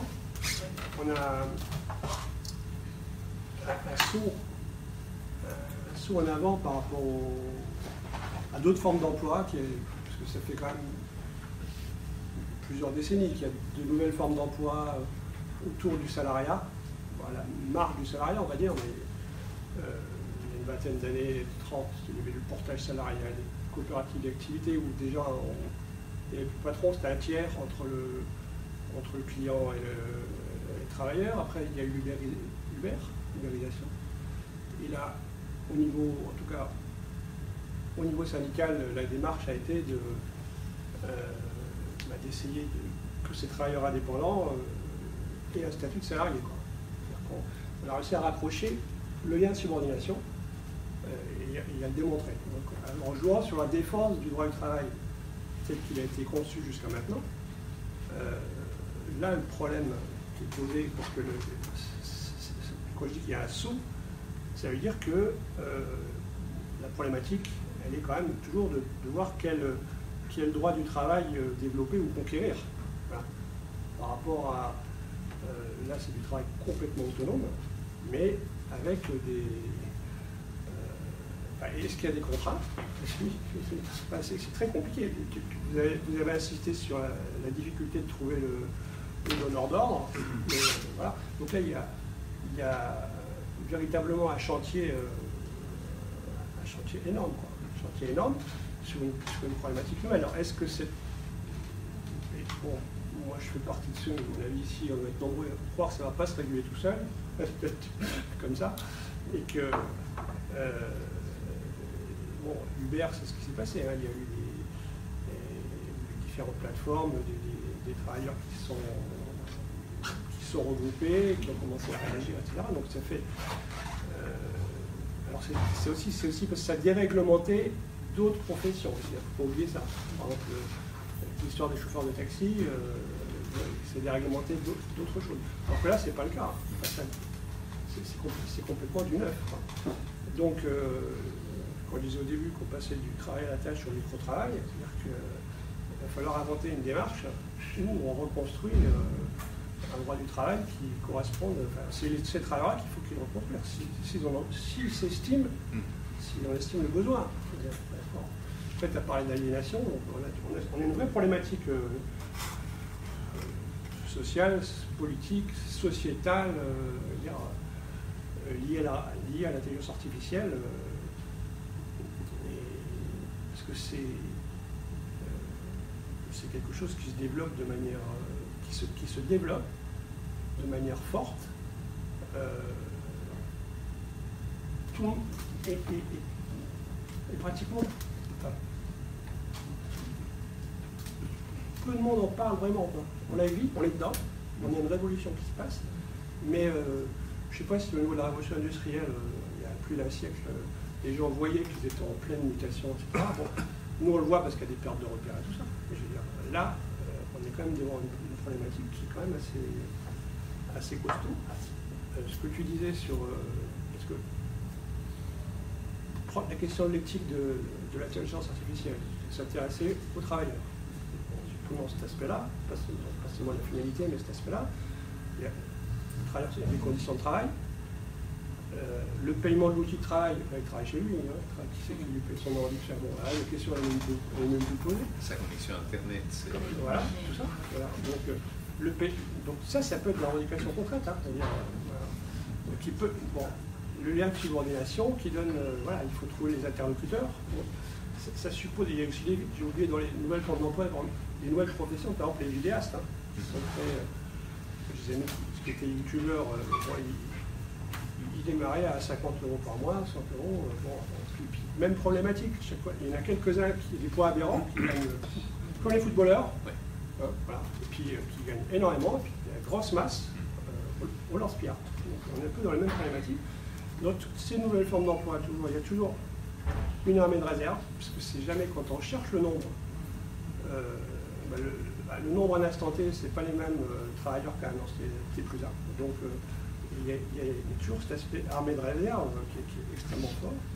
Il y a tous les âges. Je crois que c'est que les jeunes maintenant, c'est tous les âges. Et les femmes très présentes dans toutes les formes d'emploi. C'est impressionnant. Et toute la population.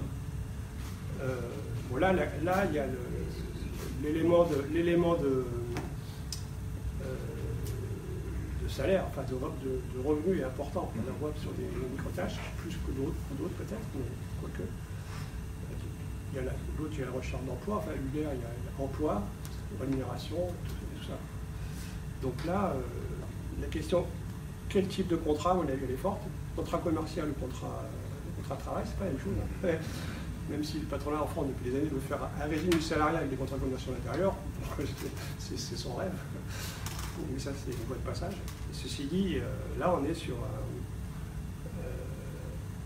une problématique qui n'est pas du tout abordée. Moi, j'ai vu qu'il y avait il y avait des polémiques sur le nombre. Il y a d'autres universitaires qui disaient non, il ne faut pas gonfler trop le nombre parce que ça va encore accentuer la concurrence. Et puis, bon, là, tel que vous l'avez expliqué, c'est quand même assez précis. Hein, et puis, moi, je crois que l'histoire de l'armée de réserve est particulièrement vraie. Parce qu'il y a besoin d'un volant pour... on peut se poser la question, est-ce que ça va se développer? En tout cas, il y a une volonté de développer, une volonté de la part. De toute façon, les forces politiques, elles poussent dans ce sens-là. Et puis, le mouvement du capital aussi. Donc, moi, ce qu'on pourrait peut-être, c'est voir les réactions qu'il y a, voir qu'il y a des points sur lesquels Antonio et Paola peuvent réagir. Allez, vas-y. Oui, vous avez développé au début des exemples concernant le repérage des bananes et puis je ne sais plus de quoi. Hein, voilà, sur les tickets. Ouais. Pourquoi on a besoin de gens là? Pardon, pourquoi on a besoin Pourquoi on a besoin de personnes? Les apps. Ah oui, tout à fait. Parce que ça, c'est de la lecture optique de base. Et l'autre exemple, c'est le choix, est-ce que c'est de l'anglais ou est-ce que c'est du français ou de l'allemand? Ben, là, c'est pareil. Je suis linguiste, mais pas du tout dans ce domaine. Okay. Mais le traitement automatique des langues, bon, ça, elle n'a aucun problème pour trouver ce genre de solution. Elle a de plus en plus de problèmes parce qu'on a de plus en plus d'applications. C'est ça la différence fondamentale par rapport aux acquis des différents domaines du type la reconnaissance des formes ou le traitement automatique des langues. Que le traitement automatique des langues est fait aujourd'hui dans des contextes qui sont de plus en plus complexes et qui sont par exemple qui relèvent autant par exemple de situations ambiantes du type bruit ambiant qu'on ne peut pas contrôler, d'où l'intérêt par exemple d'avoir énormément de personnes qui ont un sens humain de ce qui est dit ou de la langue qui est prononcée ou de la phrase. En l'occurrence, c'est de la vérification. En l'occurrence, si vous parlez de l'exemple, ça peut être aussi de l'étiquetage. C'est autant de l'étiquetage que de la vérification. Et pour ce qui concerne... Parce que ça, je veux dire que la masse des données est telle qu'on ne peut pas le faire par des gens. Donc c'est des... Non, la masse de données est justement telle qu'on ne peut que le faire faire par des gens. Comment ça? Oui, c'est totalement décentralisé. Alors, ça, ouais. la question est que la masse de données est telle et la variété des données surtout est telle qu'aujourd'hui on ne peut pas tout simplement dire bon, j'ai une base de données de 7 millions d'exemples et je lance tout simplement un petit algo qui va être efficace et qui va distribuer les erreurs vers la queue de la distribution. On a désormais dans ces bases de données, donc si on peut éviter un peu des situations, surtout des situations de overfitting, énormément de variétés. Le cas classique, c'est justement de la reconnaissance vocale. Dans la reconnaissance vocale, aujourd'hui, vous avez besoin non seulement chaque année de vous inventer de nouvelles langues que votre assistant vocal parle, parce qu'il y a par exemple un nouveau marché que c'est demain matin, il lance en Indonésie, et donc il faut réentraîner la reconnaissance vocale en Indonésie. Et en plus, vous avez énormément de variabilité même à l'intérieur de chaque pays. C'est ça l'intérêt, par exemple, pour les entreprises qui développent de l'intelligence artificielle en France, d'aller recruter des personnes francophones et en plus dans France, en France. Votre premier exemple, c'est-à-dire les bananes et les pommes de terre. Là. Alors je ne sais pas si c'est si l'exemple que vous avez à l'esprit, c'est des personnes qui prennent des photos avec leur mobile, ou alors c'était l'exemple du ticket de caisse. Oui, c'était le ticket de caisse. Oui, ok. Et bon, dans le ticket de caisse, vous avez besoin, là j'ai donné un exemple assez brutal pour donner à des personnes qui n'ont jamais entendu de ça, mais donc en l'occurrence avec un ticket de caisse, vous pouvez faire énormément de travail de labellisation. Donc labellisation sur le contenu, labellisation sur les champs du ticket de caisse, labellisation sur le montant de la transaction. Donc j'ai donné un exemple pour être rapide pour une personne qui n'a jamais entendu parler de ça. Mais voilà. En fait, l'intervention humaine est nécessaire à chaque fois qu'une tâche est difficile, soit pour préparer l'automatisation, soit à chaque fois qu'une tâche est difficile à automatiser, ou alors qu'on n'a pas de certitude sur la qualité. Donc typiquement, les transcriptions, il y a des logiciels de reconnaissance des caractères à partir des transcriptions. Seulement, on n'est pas forcément sûr qu'ils arrivent, des fois l'image est un peu floue, ou pas parfaite, pas précise, et on n'est pas forcément sûr que la transcription est marchée. Donc c'est de la vérification. Donc dans ces cas, c'est de la vérification. Et par exemple... et par sondage, parce qu'on ne va pas faire ça 7 millions d'exemplaires. C'est par sondage. Par sondage, c'est la vérification, oui. C'est plutôt par sondage. Oui, mais attention, parce que quand même, si vous faites n'importe quel processus de machine learning supervisé, vous avez toujours besoin, et même dans certains cas, dans le non supervisé aussi, vous avez toujours besoin d'une base de données d'entraînement, donc la base de données qui enseigne que ça c'est une montre, et après une base de données de test, donc vérifier effectivement. Et la création de ces bases de données est effectivement du ressort des micro-travailleurs. C'est ça la question. Donc c'est ça la question. Vous avez énormément de situations, énormément d'exemples, énormément de données, et plus vous avez de données, plus vous avez besoin de créer des données. Après, si par sondage vous dites qu'effectivement on crée un échantillon, la base de données de test, oui, bien sûr, on travaille comme ça, parce qu'on n'a pas envie, on n'est pas tous Google, ont tous Facebook, et donc on doit se créer des bases qui sont parfois frugales ou parfois optimisées pour la tâche qu'on doit réaliser. On ne va pas créer 7 millions d'exemples, mais quand même déjà créer 700 000 exemples, c'est un truc énorme. Merci pour la présentation. Quand vous parlez de travail ubérisé, j'ai pensé d'un moment de travail et à certains moments, depuis travailler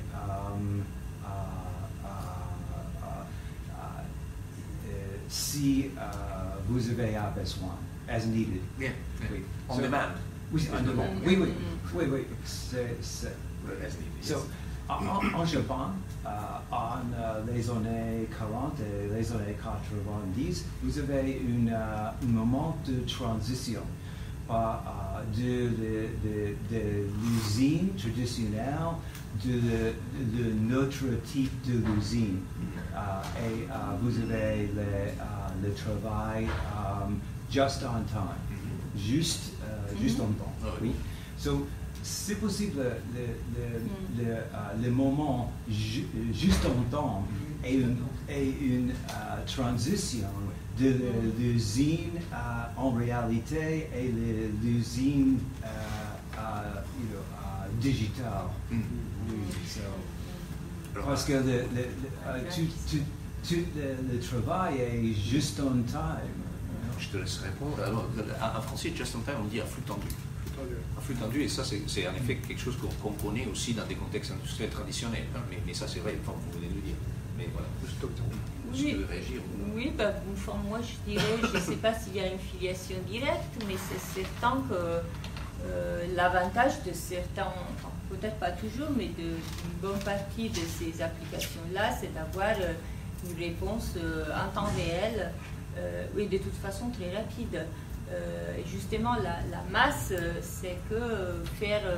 ça, c'est quelqu'un qui avait fait de la notation d'images massives pour constituer une base de données pour les algorithmes de computer vision au début des années 2010, qui avait fait un calcul. Si je fais faire... donc, il savait des images tirées du web, donc existantes, disponibles et tout. Il fallait les annoter. Donc, pour voir qu'est-ce qui représente ces images. Est-ce que c'est des animaux, des chiens, des chats, des routes, etc.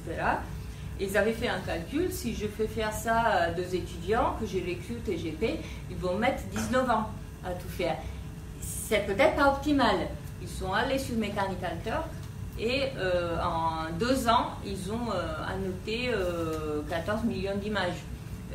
Donc c'est vrai que le fait de pouvoir fractionner un boulot qui peut être important en des petites tâches, et de le donner à des masses par une plateforme permet d'avoir une réponse très rapide ou de toute façon beaucoup plus rapide que ce ne serait le cas si on avait un employé qui faisait ça du matin au soir, en minimisant d'ailleurs l'effet rébarbatif.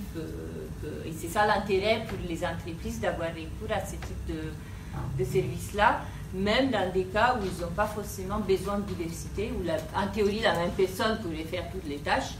Et là, il y a un avantage en termes de temps.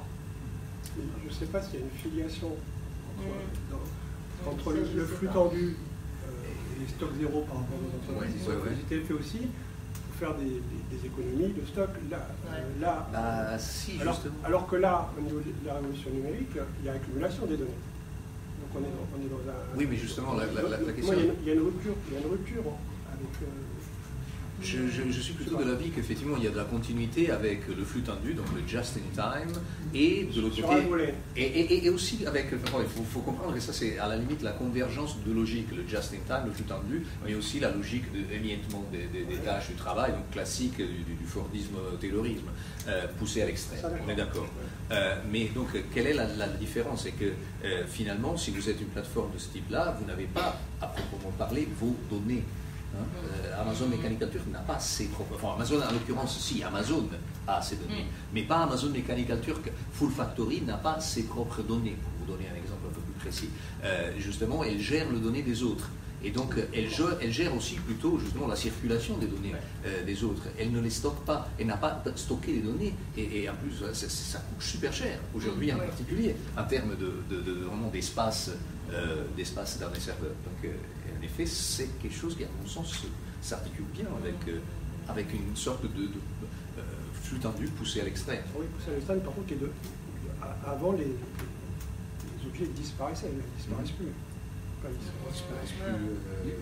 Juste en train d'arriver aussi à le moment de néolibéralisation très intense et aussi de globalisation très intense. Et avec aussi le commencement de la révolution digitale, c'est un moment en transition. Okay. Oui, moi je voudrais intervenir sur deux points. Un premier point, ce qui m'intéressait, vous décrivez, c'est effectivement la manière, j'ai regardé comment sont faits les traducteurs. Dans un premier temps, on est parti avec des traducteurs avec une construction, je dirais, académique. Enfin, très vite, on a considéré une grammaire. Et là, on avait une série d'erreurs importantes des traducteurs. Et il y a eu notamment, avec Google, mais notamment Google Traduction, a changé complètement la problématique. Ils sont partis de reconnaissance de phrases, de reconnaissance de textes. Et ils se sont dit, avec les capacités qu'on a traduction des données, on va arriver, et aujourd'hui, on a beaucoup moins de problèmes avec la docteur parce que tout fonctionne sur des phénomènes de reconnaissance et pas de construction. Ça, je crois que c'est tout à fait, ça va dans le sens de ce que vous dites. Hein, alors, comment ils l'ont fait? Ils l'ont fait sûrement en allant chercher un certain nombre de choses à la base, mais aussi en utilisant beaucoup des corrections faites par les internautes. Ils ont un travail gratuit derrière Google pour sa traduction qui est absolument remarquable. Je n'ai aucune idée, mais enfin, je me rends compte que plein de gens que je connais vont dire on contribue parce que c'est important de contribuer. Donc, ils ont donné plein de travail gratuit à Google. Bon. Non, mais je prends cet exemple, c'est vrai que c'est le même phénomène que sur les tomates. Il suffit de connaître, il faut savoir comment on va utiliser ces tomates dans une problématique quelconque et comment on va l'insérer. Donc, c'est cette question-là, moi je suis là. Ce que vous avez dit, je comprends un certain nombre. Deuxièmement, c'est sur la place de ce travail. On voit très bien, y compris les remarques que vous avez faites sur 10 ans de travail ou quelques mois, donc ça fait 2 ans, ou 2 ans, excusez-moi. On voit très bien comment ça fonctionne. C'est des travaux qui ne peuvent pas fournir en soi une vie sociale, c'est-à-dire un salaire suffisant.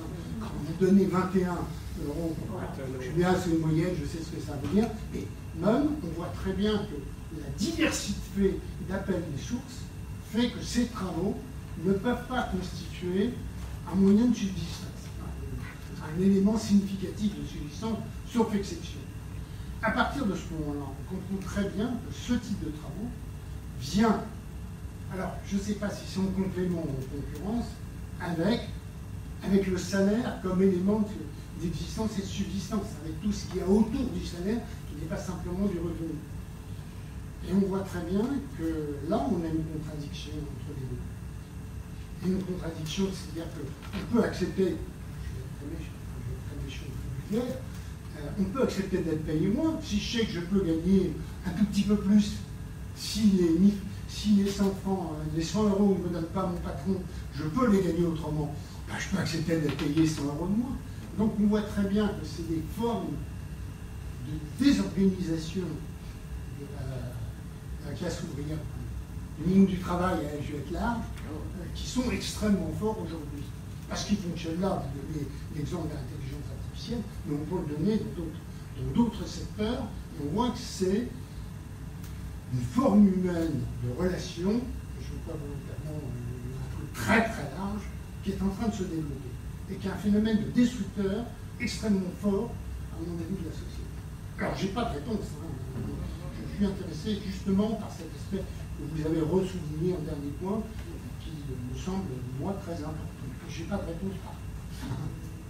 Oui, c'est d'ailleurs, ça me fait penser ce que vous dites aux remarques que faisait une chercheuse américaine, Juliette Schar, pas spécifiquement au sujet du microtravail, mais d'autres formes de travail des plateformes, quand elle disait qu'il y a quelque part une forme de free riding de la part des plateformes par rapport aux employeurs traditionnels. Pourquoi?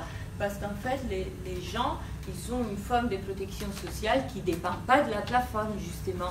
Et qui, donc, si quelque chose arrive, ils sont couverts parce qu'il y a un effort par ailleurs, donc c'est leur employeur principal ou les aides sociales dont ils bénéficient à un titre ou à un autre.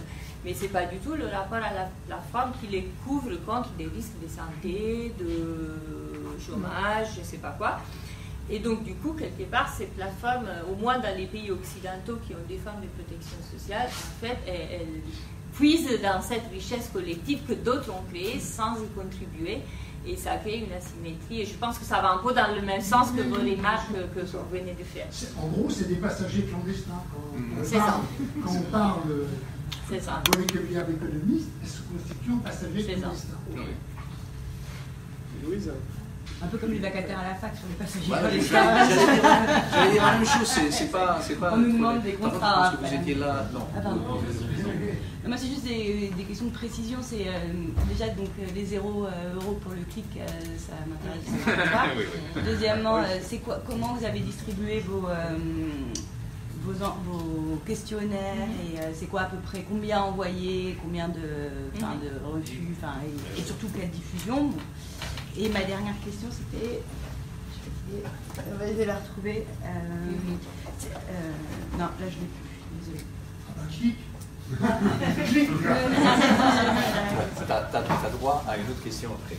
Voilà. Donc moi, je réponds à la première, après là, sur l'autre. Alors, 0 €. Sur certaines plateformes... Ok, tu veux poser la troisième? La troisième, c'était justement, est-ce que vous avez...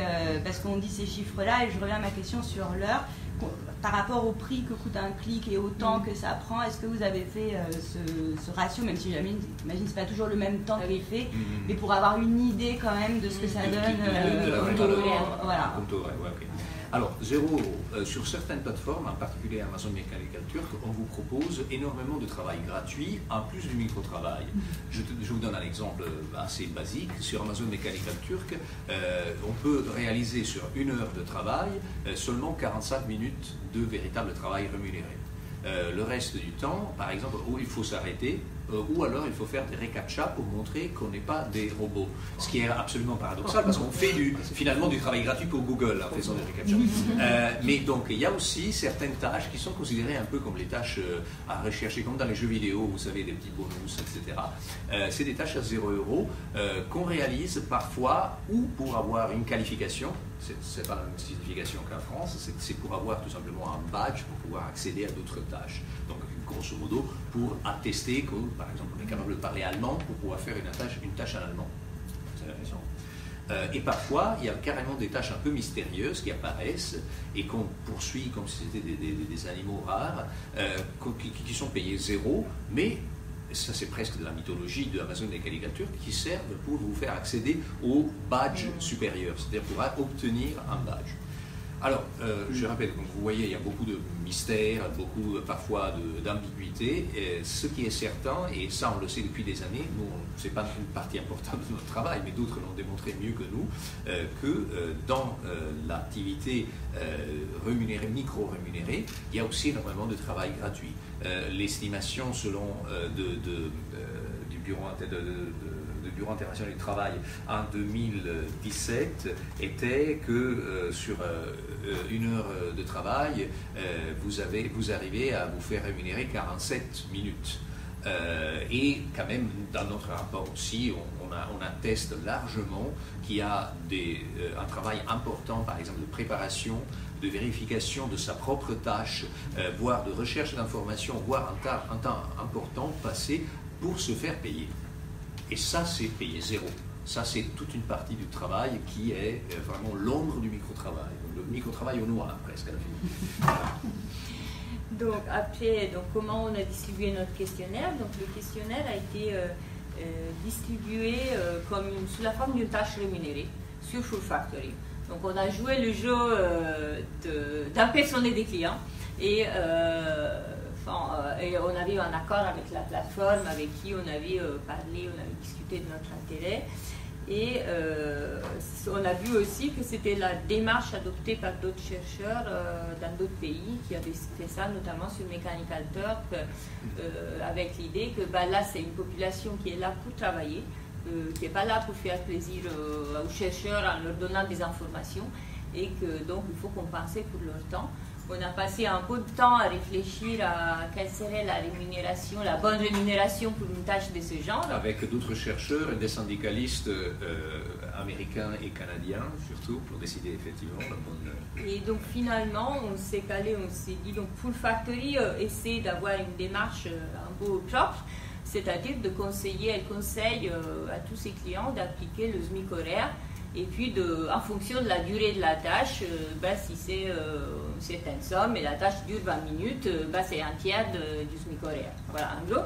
Donc, on a dit, on va essayer de faire un peu plus que ça. Donc, on a distribué une dizaine de questionnaires en pilote, en test, en le payant 10 € parce qu'on n'avait aucune idée du temps que ça prendrait. On a vu qu'en moyenne, ça prenait entre 25 minutes, plus ou moins. 20-25 minutes. Et donc finalement, on a décidé, donc quand on l'a lancé, la vraie vague des questionnaires, on a payé 7 € pour remplir le questionnaire, et puis on rajoutait 5 € pour les personnes qui acceptaient d'être recontactées pour un entretien par téléphone qui durait une demi-heure. Donc du coup, pour ceux qui faisaient les deux, ça faisait 12 €. Qui était un peu plus que ce qui était recommandé par la sachant qu'une différence importante de notre démarche par rapport à la démarche des entreprises est que les entreprises peuvent toujours refuser de payer. C'est-à-dire qu'ils vous promettent de vous payer X pour la tâche, mais même quand vous avez déjà réalisé la tâche, elles peuvent refuser de payer. Et ça, c'est quelque chose qui est déjà, vous dites c'est un scandale. En même temps, il y a des raisons qui sont aussi de nature, hélas, scientifique, c'est-à-dire que parfois vous avez des répondants qui n'ont pas compris la tâche, parfois vous avez des répondants qui cherchent à tricher, je ne pense pas que ça soit vraiment la vraie raison, et parfois tout simplement vous avez des tâches qui introduisent des biais trop importants et que donc doivent être tout simplement des valeurs censurées d'un point de vue de votre base de données. Donc même si d'un point de vue du droit du travail c'est vraiment un truc terrible, affreux, il y a des raisons qui à chaque fois les plateformes produisent pour justifier le fait qu'une entreprise peut toujours refuser de payer, même a posteriori. En fait, l'enjeu du point de vue du client est qu'il est très difficile d'évaluer la qualité du travail.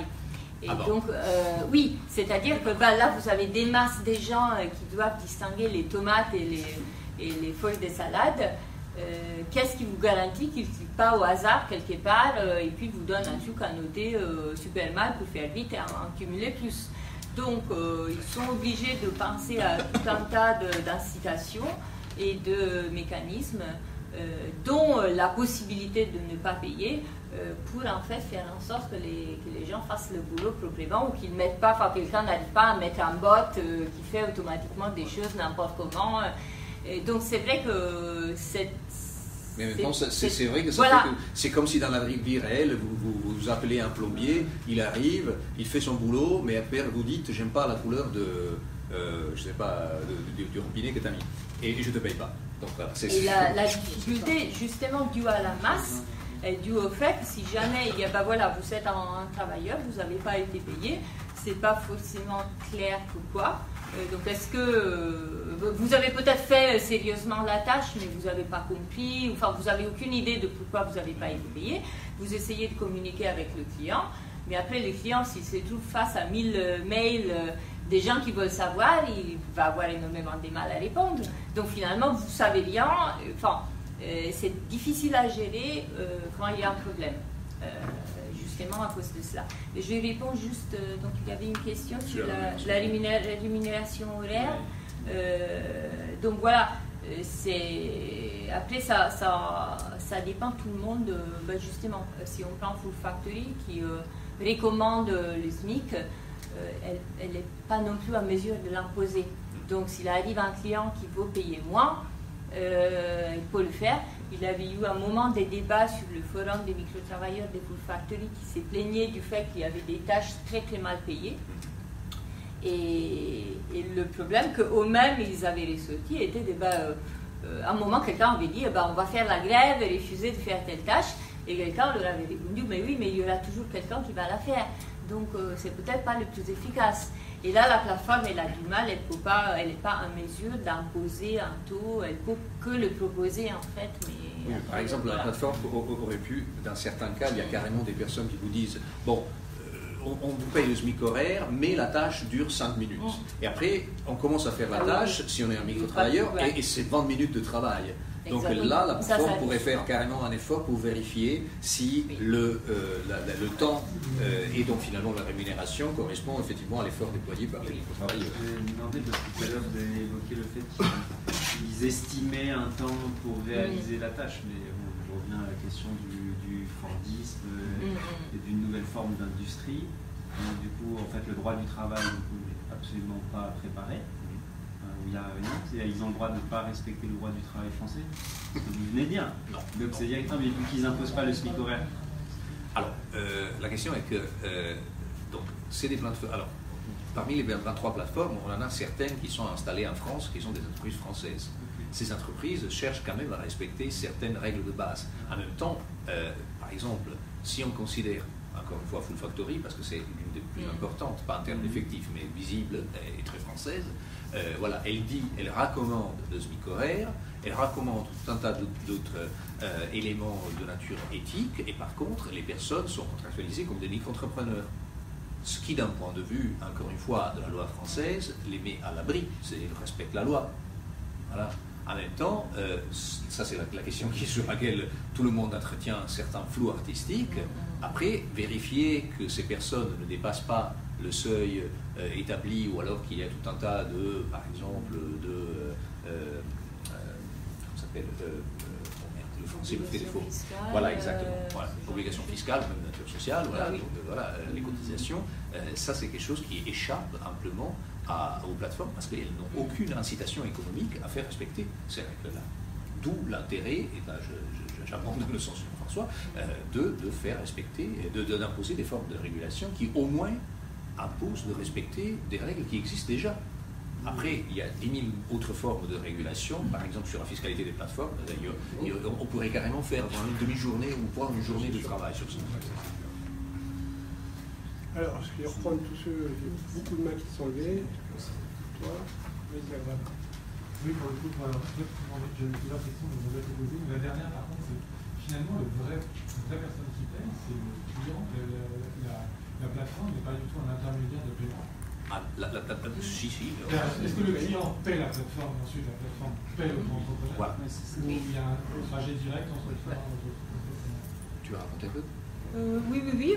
Donc, ce qui se passe en général, c'est que si vous êtes un client, vous voulez en des tâches, vous voulez que des tâches soient faites, vous calculez combien ça va vous faire, vous déposez le montant sur votre compte sur la plateforme, et puis en fait, la plateforme se charge de mettre en place le paiement aux micro-travailleurs au fur et à mesure qu'ils effectuent des tâches et que vous les validez. C'est-à-dire qu'il n'y a pas eu de contrat entre, il n'y a pas eu de contrat entre le client et la plateforme pour dire moi, étant donné ce que vous me demandez, ça va me coûter tant. C'est un contrat commercial. Oui, c'est assez standardisé en fait. Donc la plateforme, en fait, elle prélève des frais généralement sur les clients. Voilà. Et donc, ça, c'est la différence entre une plateforme de micro-travail et une plateforme de freelance en France. Les plateformes de freelance prélèvent une commission sur le travailleur, le freelanceur, en l'occurrence, l'indépendant. Alors que dans les plateformes de micro-travail que l'on a trouvé, c'est plutôt le client, c'est-à-dire pas le travailleur, qui paye cette commission. Donc si vous êtes un client, vous rechargez, par exemple, vous décidez, moi j'achète 100 euros ou 1000 euros plutôt de crédit sur telle plateforme, et après, sur la base d'un certain nombre de tâches que je vais proposer, qui peuvent être plus ou moins longues, plus ou moins complexes, et qui vont être tarifiées de manière différente, je peux dépenser cet argent-là, en sachant que de toute façon, la plateforme va prélever de 20 à 40% de commission. D'accord, justement, en fait, la question est justement sur l'utilisation du crédit. En fait, quand on dit, par exemple, qu'il y a un travail qui durait 20 minutes ou de durer 5, ou quand la plateforme recommande le SMIC, je veux dire, si c'est elle qui à un moment dit le client veut faire ça, il a mis un crédit de 1000 €. Si ça dure 20 minutes et c'est au SPIC, ça disparaît, puis si vous voulez, il faut 1000 €, il n'est pas fait. Alors que là, j'ai pas l'impression que c'est ça qui se passe. Alors là, ça dépend justement selon les modèles d'affaires des plateformes qu'a illustré Antonio. Donc celles qui font de l'intermédiation, c'est les clients qui décident combien le travailleur prend à la fin. Donc la plateforme se limite à prendre son pourcentage sur le total, on va dire. Et après, si ce qui reste paye 10 personnes, 100 ou 1000, c'est pas son affaire. Par contre, les plateformes qu'on a appelées de micro-travail profond, elles standardisent beaucoup plus. Souvent, parfois, elles payent à l'heure. Et donc, que ce soit pour un client ou un autre, elles essaient d'établir les mêmes conditions. Et du coup, en fait, elles négocient beaucoup plus au cas par cas avec les clients. Ça dépend aussi du fait que ces plateformes-là, qu'on a appelées profondes, elles travaillent avec des gros comptes.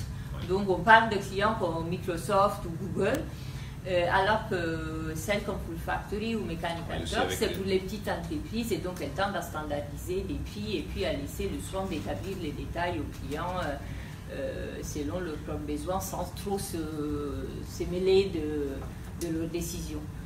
Donc il y a un peu une variabilité selon le type de plateforme en fait sur ces questions-là. Aussi au niveau des frais qui sont prélevés, pour Factory, il y a des 20%. Oui, non, mais il y a aussi des frais bancaires. La question oui, voilà, il y a aussi des frais bancaires d'ailleurs. C'est-à-dire que si vous êtes un travailleur et vous gagnez officiellement sur votre compteur, ça fiche, vous avez gagné 10, fort probablement, d'abord il y a un problème de seuil, c'est-à-dire que vous pouvez vous pouvez recevoir cet argent si vous passez un certain seuil. Voilà, donc ça c'est un truc important à savoir. Le reste du temps, ça reste capitalisé sur la plateforme. Deuxième, de 10 que vous avez gagné, fort probablement vous allez recevoir 9,5 parce qu'il y a des commissions qui sont prélevées du côté banque pour pouvoir vous verser cet argent-là. Donc parfois c'est les plateformes mêmes, parfois on a rencontré des plateformes mêmes qui ont leur petite banque interne, Amazon en particulier, et dans d'autres cas des plateformes qui ont des deals, des accords commerciaux avec des banques ou des systèmes de paiement, typiquement PayPal, Orange, voilà, pour les plateformes qui travaillent avec l'Afrique, là il y en a eu, mais enfin. Voilà. Ok. J'en ai une dernière question. Vas-y. Parce que là, justement, si c'est les plus gros clients Google et tout, pourquoi ils passent par un truc aussi complexe, autre que pour des raisons d'opacité? Il y a des questions de confidentialité, typiquement. Ça, c'est un truc assez classique. Par exemple, si tu dois lancer, c'était Google, et tu dois lancer un nouveau assistant vocal qui s'appelle Zimbra, je sais pas, Zimbra, c'est un nom avant. Bref, tu veux pas que tout le monde sache sur quoi tu es en train de bosser. Voilà. Donc, c'est aussi une question de créer suffisamment de confusion pour garder un secret commercial, parfois. Merci beaucoup. Merci. Je crois que c'est vraiment, vous avez convaincu tout le monde que c'est un sujet qui est vraiment à populariser. Parce qu'il y a pas de fatalité. Écoutez, nous, là, je pense avant de vous laisser partir, attentif à ça. Franchement, le texte, je vous conseille vraiment de télécharger le texte du rapport. Voilà. Voilà, tu as été tellement violente. Et oui, l'intérêt effectivement de faire connaître ce sujet-là, parce que c'est un sujet qui est complexe, et nous on cherche vraiment à parler avec tout le monde. Parfois on se force. Vous avez vu que parmi les partenaires, il y a un syndicat. Bon, encore une fois, c'est pas vous, hein, mais il y a aussi, un service du Premier ministre. Voilà, donc effectivement, nous on cherche à parler avec tout le monde. Encore une fois, l'intérêt, c'est effectivement d'avoir autour de cette conversation énormément de personnes, autant du côté du travail, du monde du travail, que du côté de la décision publique, que même de l'industrie. Voilà. Merci.